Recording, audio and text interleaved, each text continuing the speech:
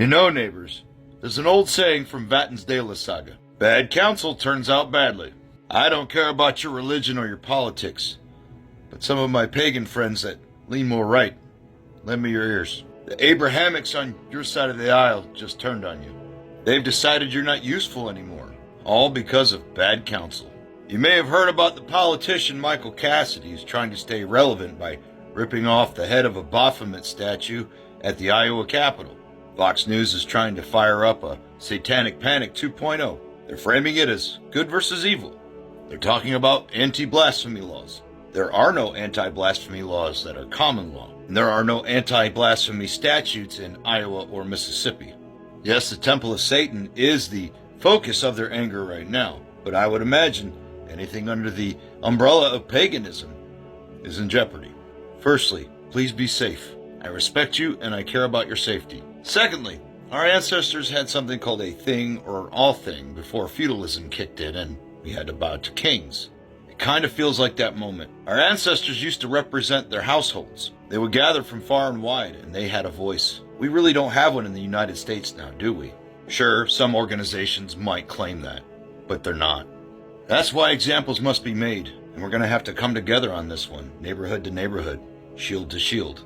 If we have any lawyers out there, I would like to speak to you. Examples must be made. There is a link in my tree to sign a petition to charge Michael Cassidy with a hate crime, establish a perimeter. And because of some of the mass violence threats I'm already getting, that's an early indication of the fallout of what Fox News is putting out. News that affects pagans left, right, and center. And since we don't have all things anymore, we gotta go through the court system. This is about the First Amendment, not politics. And since fundraisers are attached to this in politics, all the power of these would-be rulers are gonna come down on all of our heads. We're just the fallout. So beware of bad counsel.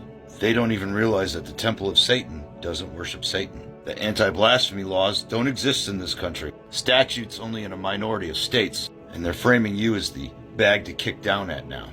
Best way to deal with a bully? Hit back. I don't want any harm to come to my friends, family, or neighbors. I'm afraid some of the neighbors in your neighborhood are about to turn on you. Cassidy's already raised over $80,000 for this. We're struggling to put food on the table for our families, giving what aid we can to our neighbors when we can. There's still honor and respect among us. Be wary of those who don't reciprocate that. Keep an eye on our fellow pagans. Don't misjudge Christians and lash out at them.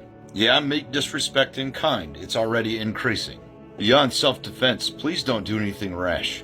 Pagan and non-pagan that are still here to this point, beware of bad counsel from your politicians or news source. They don't care who they hurt, nor do they care who they inspire to hurt. I don't want it to be you. Christians have a fascism problem just like we do. We have common ground with Project 2025 and Christofascism on the rise. I feel like they're trying to water the dead seeds of these anti-blasphemy laws that the First Amendment has nearly eradicated. And the corpses of who they hurt from this news event will be the fertilizer.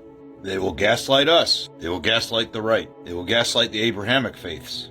They will fundraise off it. They will run for office on it. Tell me, how does that make you feel?